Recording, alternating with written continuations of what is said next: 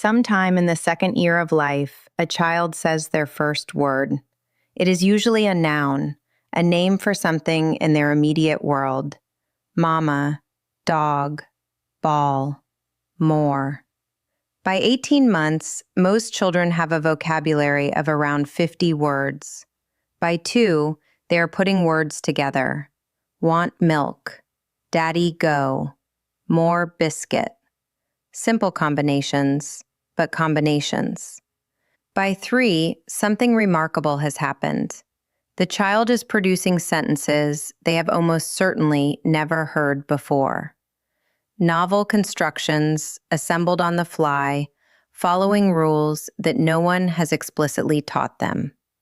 By 4, their grammar is largely in place. By 5, they are fully fluent in the phonology, syntax, and basic pragmatics of their native language. They have achieved this without formal instruction, without anyone sitting them down and explaining grammar rules, without being rewarded for correct sentences or punished for incorrect ones in any systematic way. They have done it the way they have done almost everything else in the first years of life, by being immersed in an environment, attending to it with tremendous focus, and constructing a model of its structure from the inside. The question of how this happens, how children go from no language to full grammatical fluency in roughly 3 years without instruction and largely without error, is one of the most fascinating in all of cognitive science. And the first serious attempt to answer it with real data came from a research program begun by Brown and Ursula Bellugi at Harvard in the early 1960s. Welcome back to the Brightest Experiments. Today we are inside the science of language acquisition, a field that begins with a simple but revolutionary observation, that children are not learning language by imitating adults. They are constructing it. And the evidence for that construction is written into the very errors they make. Brown was a social psychologist at Harvard with a broad interest in language and meaning. In 1962, together with his student Ursula Bellugi, he began a longitudinal study that would run for years and become one of the founding documents of developmental psycholinguistics. They selected 3 children, known in the literature by the pseudonyms Adam, Eve, and Sarah, and began recording their spontaneous speech at regular intervals, producing detailed transcripts of everything the children said and everything said to them. The method was deceptively simple, but the discipline it required, returning every few weeks, recording hours of natural interaction, transcribing and coding thousands of utterances across years of development, produced a data set of richness and depth that had no precedent in the study of language acquisition. What Brown and Bellugi found in analyzing these transcripts overturned several prevailing assumptions about how children learn language. The first and most important finding concerned the nature of children's speech itself. The early 2-word utterances that children produce, want milk, daddy gone, more cookie, were not random fragments of adult speech. They were systematic. They followed consistent structural patterns. Children were combining words in ways that preserved semantic relationships: agent-action, action-object, possession, location. The structure was not as complex as adult grammar, but it was structure. The child was not retrieving fixed phrases. They were generating novel combinations according to productive rules. The most compelling evidence for this came from the errors children made, or more precisely, from a specific type of error they made consistently.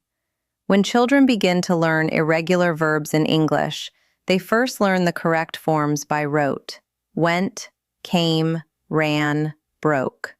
Then, as they begin to extract the regular past tense rule, add ed to make the past, something interesting happens. They start applying the rule to the irregular verbs and producing errors they had not made before.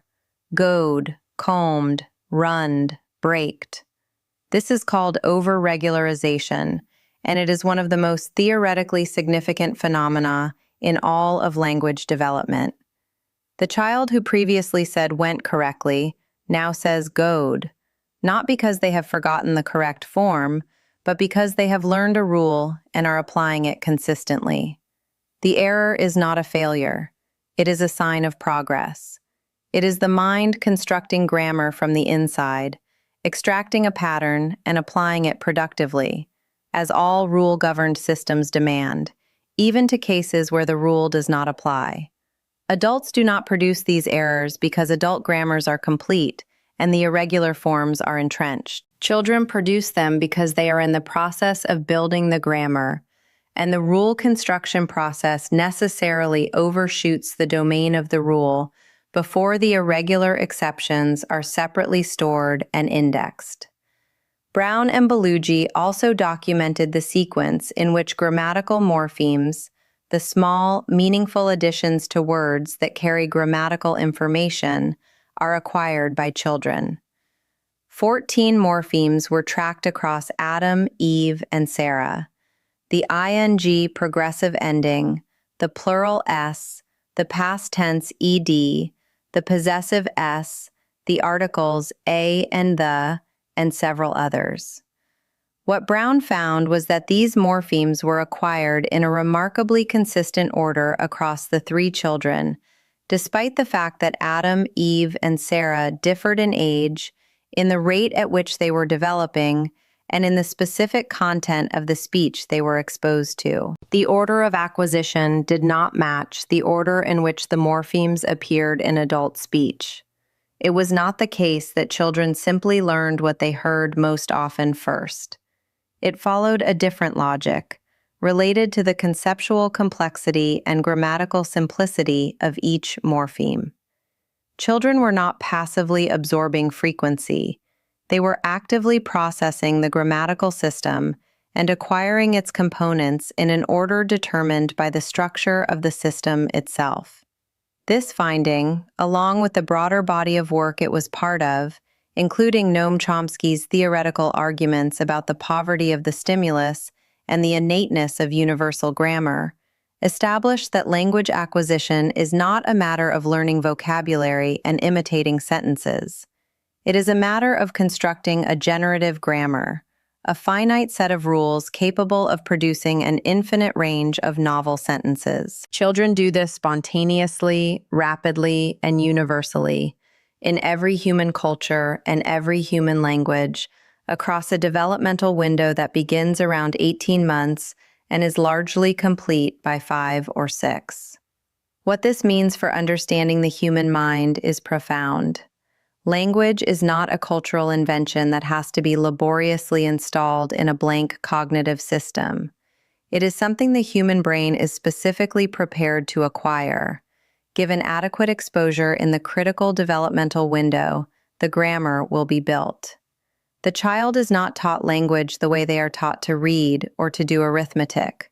They grow it, from the input available, using cognitive machinery that is specialized for exactly this task. For anyone who works with children, or who is raising them, or who is thinking about their own relationship to language and communication, Brown and Bellugi's findings carry a quiet but important message. The errors a child makes are not signs of failure or insufficient exposure. God is not a mistake. It is a milestone. It means the child has extracted a rule, understands it as a rule, and is applying it productively, which is exactly what grammar acquisition requires. The correction of God to went will come in time, as the irregular form is reinforced and stored alongside the regular rule. But the appearance of God in the first place is something to be quietly delighted by. It is the grammar being built. Roger Brown continued his research on language and social development for the rest of his career. Ursula Bellugi went on to make foundational contributions to the neuroscience and linguistics of sign language, demonstrating that signed languages have the same grammatical properties as spoken ones and that they are processed in the same brain regions, a finding that transformed our understanding of the biological basis of language itself. Between them, they gave the science of language development its first systematic empirical foundation. And they gave us a picture of the young child as something more astonishing than a learner, as a linguist constructing in the first years of life a grammar of extraordinary complexity, from evidence that is sparse and noisy, using machinery that is among the most remarkable in the known universe. Next time, we move from the acquisition of language to the structure of the concepts that language carries. Eleanor Roche spent the 1970s investigating how human beings organize their knowledge of the world into categories, and what she found overturned centuries of assumption about what a concept is and how the mind uses one. That is prototype theory, and it is coming right up. Leave a comment. Has this changed the way you think about language errors in young children, or about language development more broadly? I'd love to hear your thoughts. Subscribe so you're here for the next one. I'll see you then.